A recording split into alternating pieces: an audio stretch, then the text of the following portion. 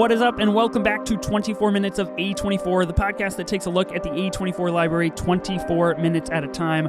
I'm Ethan Simi. This week on the pod, we are traveling to Turkey and crying our hearts out as we talk about the latest release from A24, Aftersun. Sophie reflects on the shared joy and private melancholy of a holiday she took with her father 20 years earlier. Memories, real and imagined, fill the gaps between as she tries to reconcile the father she knew with the man she didn't. As you can see, if you're watching on YouTube, you already know. If you're listening to the pod, I have a surprise for you. Ben is not here, and we've got an incredible guest instead. Calum is joining us in Ben's place to talk about Aftersun. Calum Cooper, freelance film critic from Glasgow. You were able to see Aftersun at the London Film Festival, which is insane. And I just put out a tweet and I was like, hey, does anybody want to talk about Aftersun on the podcast? And you DM me like probably 10 minutes later. And you were like, I would love to join you. What's up, Calum? Welcome to the pod. Oh, hello. Thank you very much for having me. And I should say as well that I should give a shout out to my friend Alex Gilston, who alerted me to your podcast, and hence why I was able to respond so quickly to your tweet. That's amazing. Yeah, true friend looking out for you. So as is the case with the pod, we've got spoilers for Aftersun ahead. It's not super like spoiler bowl, but the experience is definitely something that can be influenced by what people say. So I recommend that you see Aftersun first before you listen to this show, and then you can join us for this conversation. Calum, I want to start off the pod by just getting your general thoughts on the movie. Like I mentioned, you were able to see this at a film festival. What was that like? What was that experience like? How did it go for you? So I saw this Aftersun for the first time at the London Film Festival during the press circuit. And weirdly enough, it had something like 3 or 4 showings during then. Like it had opened the Edinburgh Film Festival earlier to a lot of acclaim, even after Cannes. So I guess it was just in really popular demand, but with good reason. I finally got to see it. And I think, just to be upfront, it's one of my favorites of the year. It was one of my favorites of the festival. It was just such an incredible experience. I don't think I've ever been in a theater where an entire row of fairly well-veteran critics basically all started crying at the same time. That was quite an experience, to say the least. I can imagine. That would be something definitely different. And now you write, you're a film critic yourself as well. Have you written about Aftersun yet? Is there anywhere people can go find your work? Actually, no. Aftersun's one of the few films of the festival that I didn't cover, which it means it's great that I get to talk about it finally. But one of my contributors for the site that I write for, In Our Own League, Tom Moore, he did write about the film for the New York Film Festival. So if you're looking for a review from the site I write for, that's definitely one to check out. Wonderful. Okay, good to know. Definitely worth checking out. So I did not see this at a film festival, unfortunately. I would have loved to. I think that would have been pretty incredible. It is only playing in one theater in my city, in Portland, Oregon, which is absolutely a bummer because that means a very limited amount of people will be able to see this. There's 4 or 5 showtimes a day, I believe, but they're all, very, very spread out. It's one theater downtown. You got to find parking. You got to get there at a certain time. So it's a bummer that is the case, but I was able to see this. And then once we connected, you said that you were going to see it again. And I believe you saw it again last night. And I took your advice and I also saw it again last night because I agree with you. I think it's one of the best movies of the year. When you saw it for the second time, did you have a different experience? Did your thoughts on the movie change at all? In terms of how much I loved it, not really, but in the sense of that, I got to kind of see what the film was doing, and I guess you could say more layers to the film. You get to see more of the motifs and what it was doing. Like, particularly, for example, with the motif of the carpet, I realized was more impactful the second time I saw it. I feel it is one of those films that the more you dwell on it, then the more you watch it again, it will just become more rewarding each time. Yeah, I totally agree with you, and I felt the exact same way. I think there were moments to me that stood out in the second viewing that I really captured like a much deeper meaning for than I did the first time around. I definitely cried a lot more the second time around, just because I kind of knew what was coming, and I just like kind of worked myself up a little bit. But I do think this is one of the best movies of the year, and I am very curious to see how the discourse goes in terms of this and Everything Everywhere All at Once. Obviously, that is the popular A24 kind of movie of the year, right? Have you been able to see that movie yet? I'm curious how you would stack these against each other. I have seen Everything Everywhere All at Once, and like Aftersun, it's one of my films of the year. I think it's terrific. But it's an interesting comparison because outside of sharing the A24 logo, there isn't too much in terms of similarity with them outside of maybe the themes of family, perhaps. Right. Yeah, I totally agree. I'm really curious what A24 does as a brand. Obviously, they have the Whale coming out as well, and I would imagine they'll throw a lot of Oscar campaign behind that. Yeah. So it'll be fascinating to see if Aftersun kind of comes up in any conversations at all in terms of that. I am really fascinated that this is a directorial debut from Charlotte Wells. I think that is something that is kind of ridiculous. I don't know if I've ever seen a movie that's quite like as tender and as beautiful as this. You know what I mean? Oh yeah, absolutely. Like when I found out this was Charlotte Wells' directorial debut, I just had to ask how. Like, how was this her debut? Yeah. Like it's so confidently realized and it's so expertly crafted. I couldn't believe it when I heard it was her first feature film.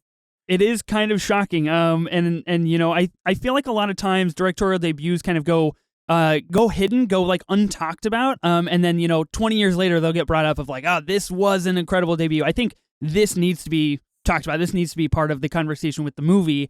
Okay, so let's do our truths in a moment. Let's talk about this movie, and we'll just kind of go through, we'll give our thoughts and see how we feel about certain scenes.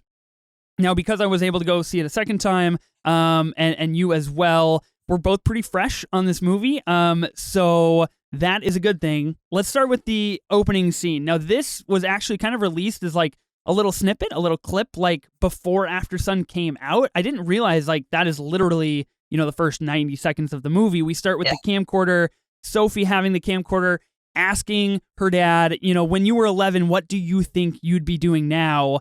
How did you feel about this scene? Did it lock you in? Do you enjoy this kind of introduction to the world of Sophie and Calum?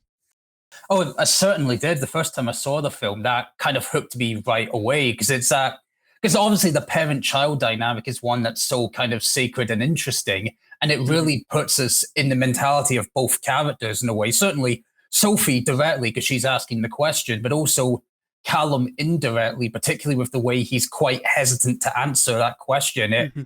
It's an unorthodox hook, but it's definitely a hook. And particularly when later on in the film we get that clip again, kind of around the midpoint, and then it's been recontextualized by everything that we've seen leading up to that second moment. It's just so beautiful, and it's such an interesting way to open the film, I feel.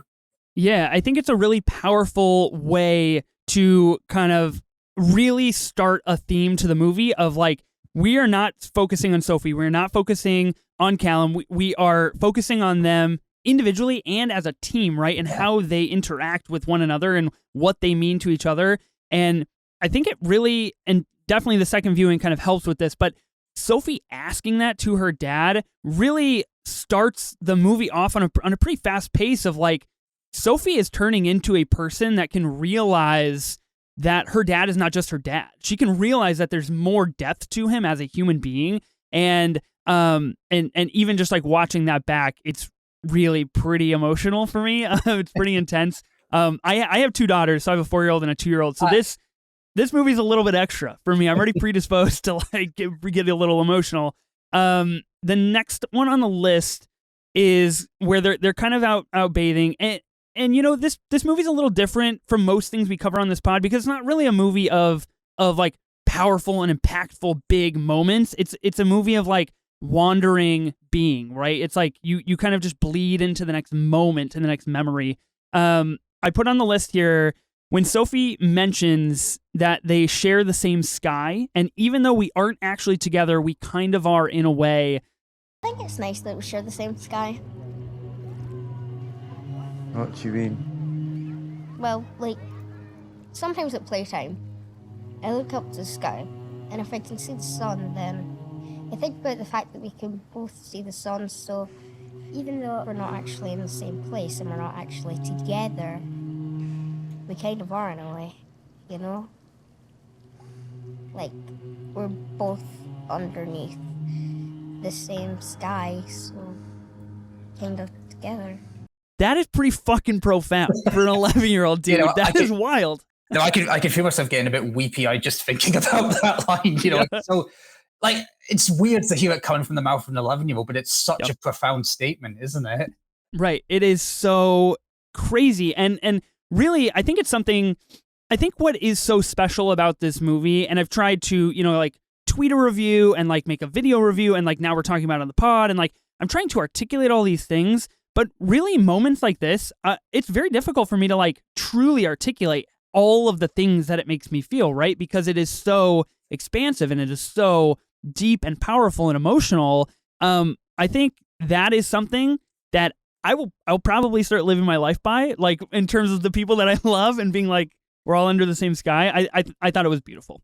Next on the list, I have the moment where Sophie kind of asks her dad, Calum, why do you and mom still say I love you? I think this is really important to the movie and to understanding like how relationships work.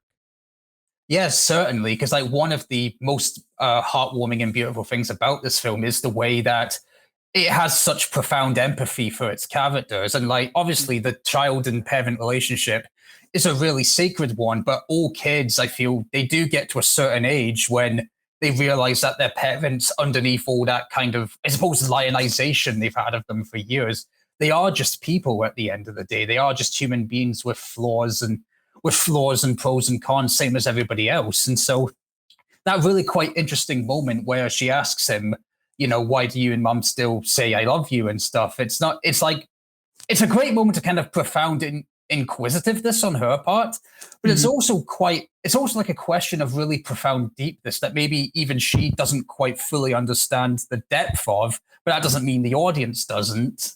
Right, exactly. And I feel like there is this kind of hesitation from Calum initially of like, how do I approach this, right? Like, how do I broach this subject with Sophie, and how do I kind of explain this to her? And then Sophie goes on to kind of talk about how I believe Calum was engaged at one point, and how she thought that meant like they were going to get married, and how it made her happy. And like, again, it juxtaposes that very like shallow understanding of like, oh, you say I love you because like you literally love this person, right? And that is what that means. And I love this scene too. I love the way it's structured. I think we shouldn't go much longer without mentioning the editing and the cinematography. Yeah.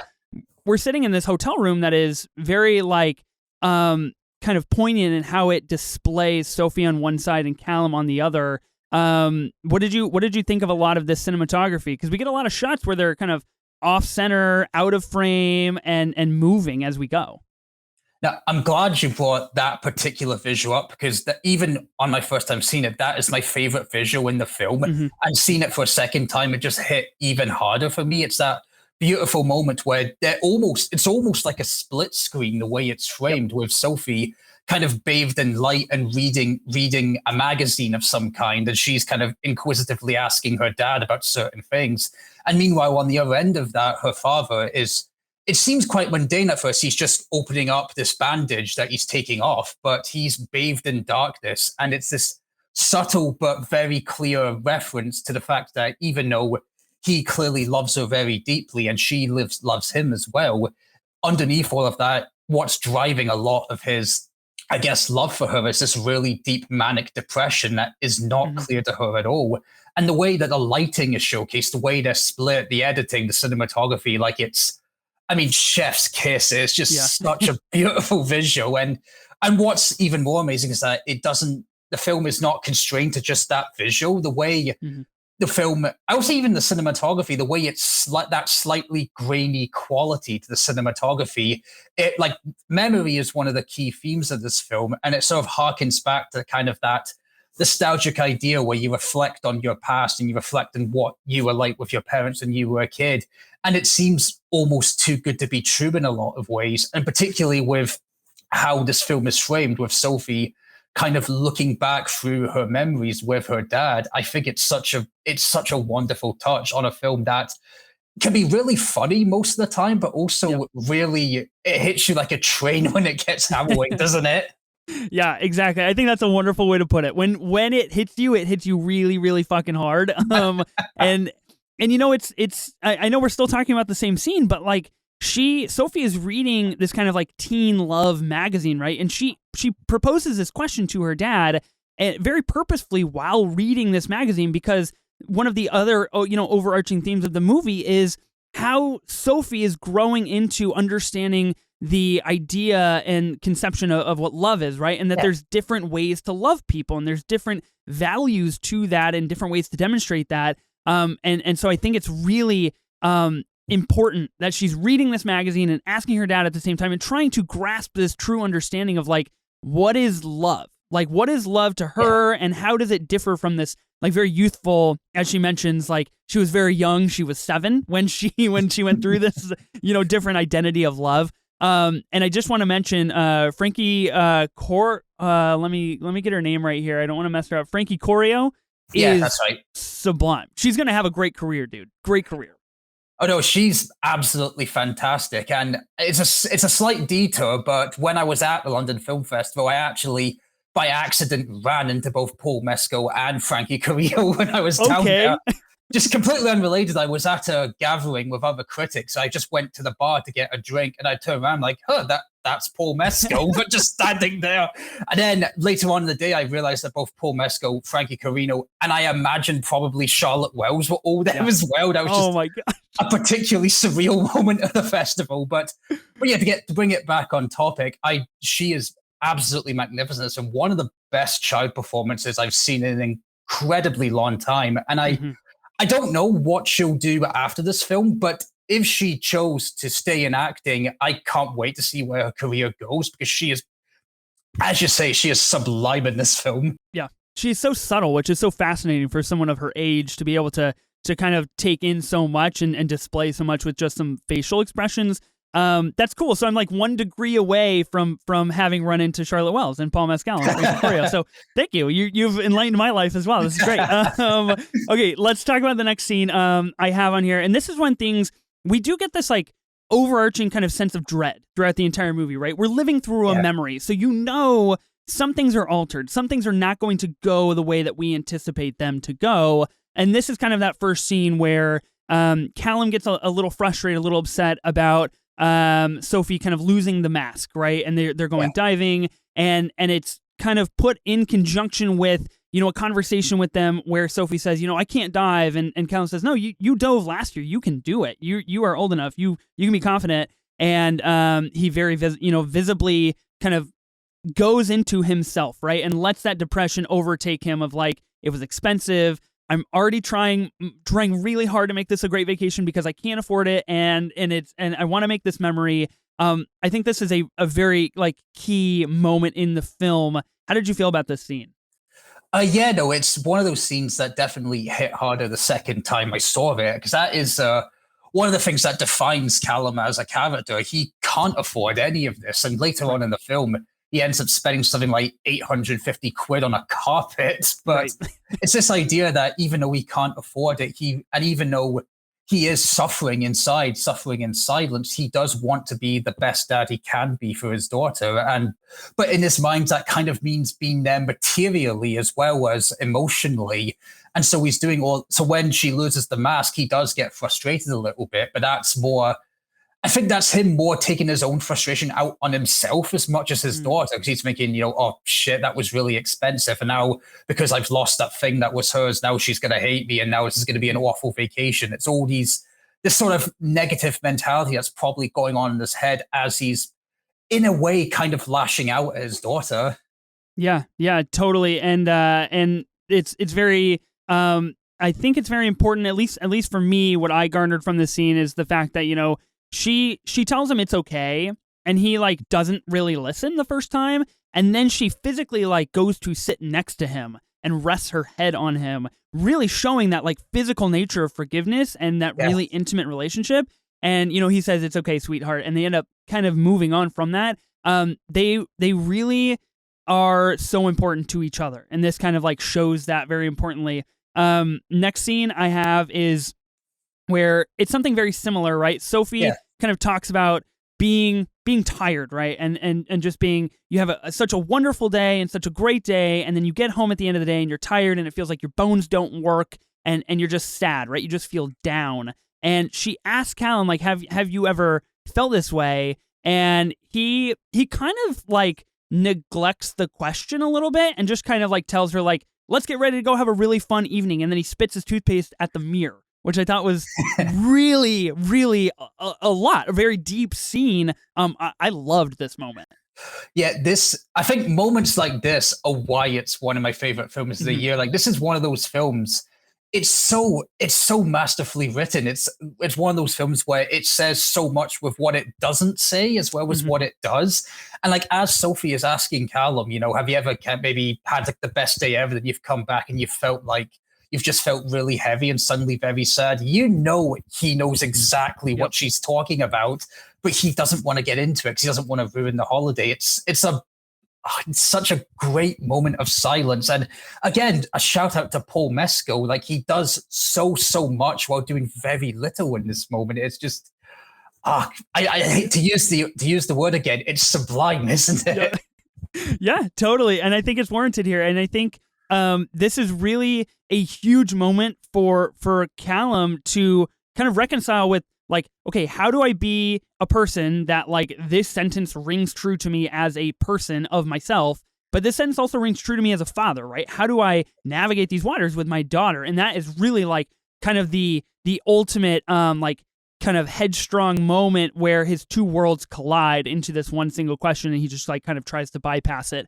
I love that so much. Next moment I have just a few more here on the True Cinema list.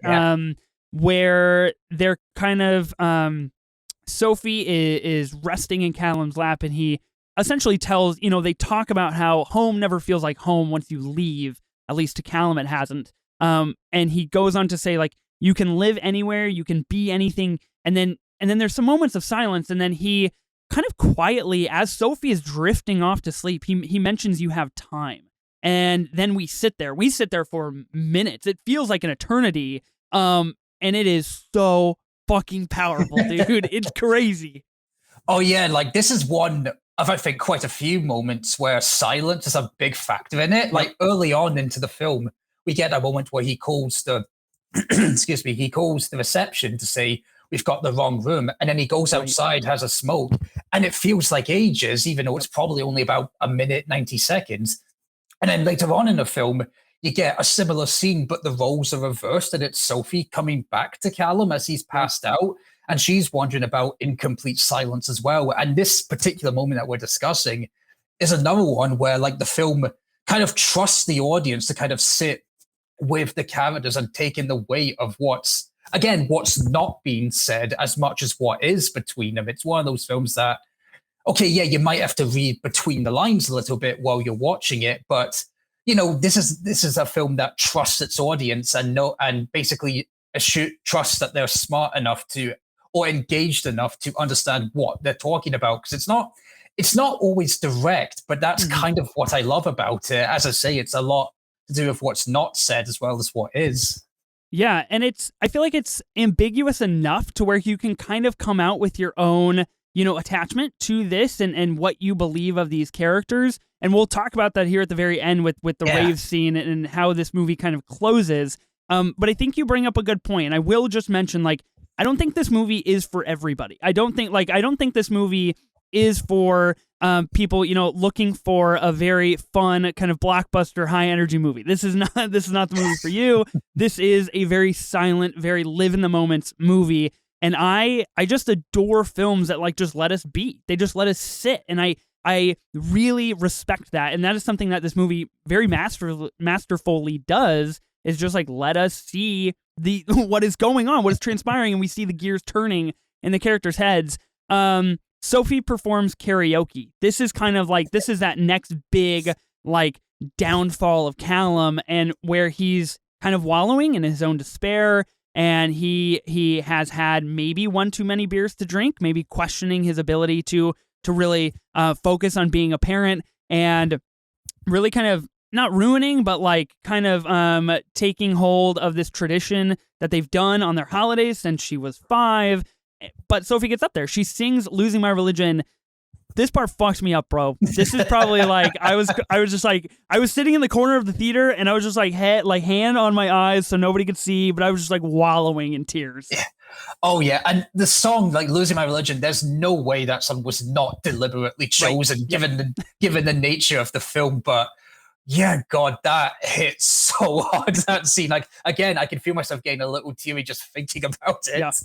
Yeah, and it's really interesting too because it's that awkward nature of Sophie. Like she is trying to still be a child. She still wants to hold on to those very childlike memories of doing things like this, but she's also growing up and growing away. And I think this is something Calum can't come to grips with in this moment. He can't decide, does he want to live in the moment or does he want to move forward with her growing and her growing older? And so he's just like caught in this no man's land of a rave of memory, right? And so I think it's really big. We've got the final scene. I kind of lumped together two moments here. They're having dinner for really the final time. They get their picture taken on a Polaroid, and we hear their conversation. We only look at this Polaroid for basically the entire dinner after it's captured, and it's all about it. And this is probably the most overt in terms of like the script really telling you, we are talking about time. We are talking about this moment in this memory because it says, Sophie goes on to say, why can't we stay here? Why can't we live here? Why can't we be here? And again, Calum kind of like defers these answers. And then we get our closing dance set to Under Pressure. And I had heard about this scene before I saw this movie, and I was like, hey, when's Under Pressure coming up? And it got me, and it got me again the second time, and it's so good, dude. Yeah, I mentioned right at the start of this podcast that all the critics in like one row of the screening I was in all started crying at the same time. Yeah. It was that Under Pressure needle drop that did it. Like at that particular moment, if it wasn't for the people like sobbing their eyes out, you could have heard a pin drop. That's how invested we all were in the film at that point. It was such a miraculous experience. Also a heartbreaking one, but a miraculous one nonetheless. Yeah, absolutely. I want to know what is your take? What is your personal kind of interpretation of these flashes that we get of Calum and a grown-up Sophie being in this rave, right? Being in this kind of like black pit of strobes, of memory. How did you take that? Because at the very end, we see Calum kind of close the video camera and walk into a set of double doors that leads into this rave, and that is our closing moment. So it's interesting. I feel like if I were to ask Charlotte Wells this question, what's this about? I imagine she would say, "Well, I don't know. What do you think it's about?" Right. It's got that ambiguous nature to it. So, again, my interpretation is as good or as bad as anyone else's because I think it is deliberately ambiguous. But my own reading of it is that I think as Sophie got older, she became more aware of Calum's depression, and maybe. Because it's implied, certainly, with the way she's looking at the video footage, that she's reflecting on him. So he's probably passed away at this point. Yeah. And it should be noted that Calum, even when he's taking Sophie and Holly, he's quite young himself. He's only just turned 30 in the context of the film, and she's 11. So that's really young to be having a child as well. So in my mind, I feel that perhaps she got older, she understood his depression and maybe tried to help him, but it just wasn't enough at that point. By the time she kind of realized the full extent of his depression, by the time she tried to reach out and help him with it, it was too late. And whether the depression ended up taking his life or something else happened, I'm not sure. But I do believe she's partially reflecting on these video cameras because she herself has just had a child. She's remembering how she lost her dad to this struggle, and maybe she's trying to find answers of how to be a good parent through him because she has this rose-tinted memory of him when as a child she maybe didn't fully understand or appreciate what he was going through. But again, it alludes back to that whole child-parent dynamic where you're kind of in love with each other, but then as you get older, you realize actually there's more layers than just a binary, you're my parent, you're my child. There's a lot more to it than just that, Yeah, I honestly could not have said it any better. I totally agree with you. I think that Calum eventually kind of does pass away, and this is Sophie's way of trying to like restructure those memories of how she moves forward, but also how she kind of remembers her dad. And I just love that final shot of Paul Mescal closing the camcorder and walking away with his backpack, and really closing the book on this memory, on this vacation that has happened. And we do kind of get a couple moments earlier in the movie. I didn't shout them out here, but we get the moment where he kind of wanders off at night into the dark ocean of his depression is really starting to get to him, and later the next day he apologizes for that and recognizes that. And so I think that is definitely something that could have that capability of really taking him farther, taking him away. And I think that rave is really kind of a good visualization of that. Okay, Calum, if you got to pick a scene, which one is your favorite of the movie? What is your true cinema? Oh, that's such a tough question. There's so many to choose from. I think if we're going favorite visual, then definitely that moment where the almost split screen effect of when she's asking him, like, why do you and mum still say that you love each other?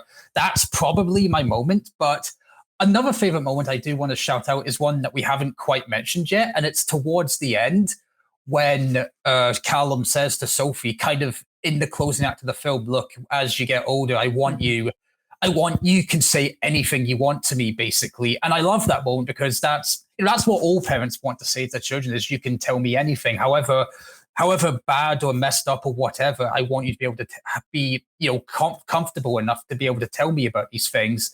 But recontextualizing it with Calum's own experience, and particularly with that story he told about how when he was 11 and his parents forgot his birthday and he just felt like he was inconveniencing his own parents. Watching it the second time, it sounds almost like a cry for help as much as I want to be a good dad to you. And oh man, that just broke me the second time I saw it. Yeah, and a big part of Calum's character is having those kind of Tai Chi books, and every spare moment that he is not with Sophie, he is either smoking and or picking up a cigarette off the ground or performing Tai Chi, right? He is consistently working hard to try to stave off this depression and these terrible thoughts that he himself is going through. So like that moment with them that you mentioned of, his birthday, all of that we see is through a reflection, right? That is not, we don't get an actual camera on him. And I think he's depicted really thoughtfully through a lot of reflections in this movie, signifying, right? There's multiple layers to this character. I'm going to be really unoriginal. I'm going with the final dance scene with Under Pressure. I just can't, I can't listen to that song the same way now. I can't view Dancing with My Daughters in the same way now. I think it holds so much, and it's just the action, the perfect kind of moment where they want to be in that moment forever, and Calum wants to be the best dad on the planet, but they are consistently growing apart, and that chasm is growing bigger and bigger by the second, and that is literally happening right then and there. It is good stuff. Okay, let's do some A1X. So we're going to do Paul Mescal. Yeah. Obviously, he is just incredible in this movie. So we've got Aftersun. He was in The Lost Daughter. He is in God's Creatures. I don't know. Have you been able to see God's Creatures yet?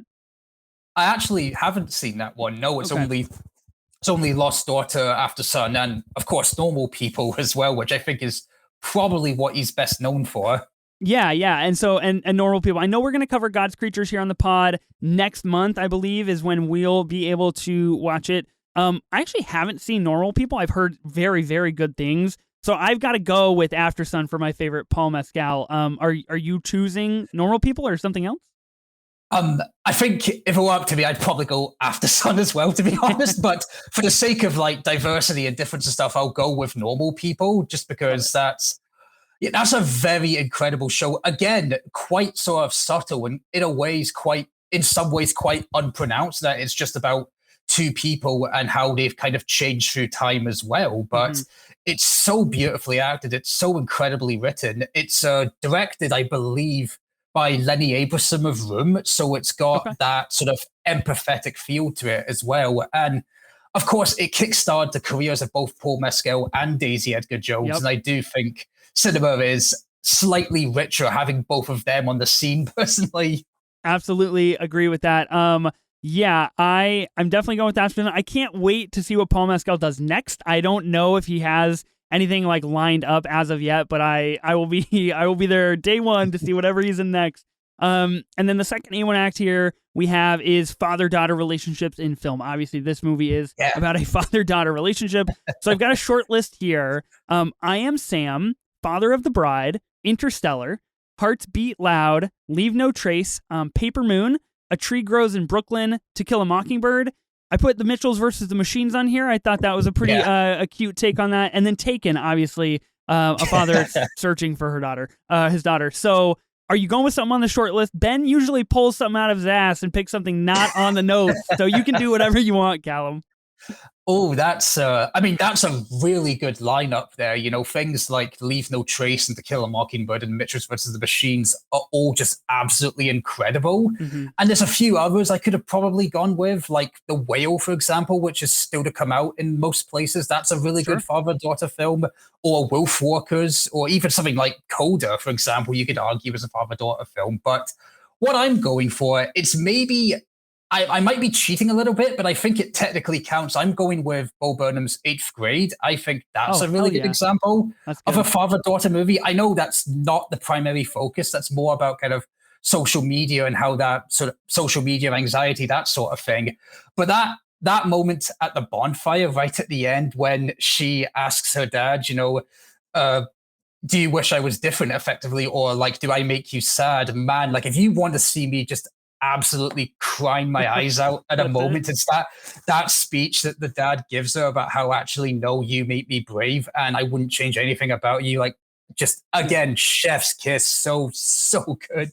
That is a good pick. Very impressive. And Ben would be proud that you went with something not on the short list. So you've done him well, Calum. I'm going to stick to my bit. I'm going with something on the list here. And I'm actually going to go with The Mitchells versus the Machines. I think that is a wonderful, new, cute, comedic take on like a father-daughter relationship going through the end of the world, and how they teach each other about their own worlds, right? And I think that is, I think that's a great movie. Okay, now that we're at the end of the pod, here's our rating. I am really, really interested to see what you give this movie. So we've got our kind of A through F24. You can do some minuses, you can do some pluses, whatever you want. Mix it up. What is your rating for Aftersun?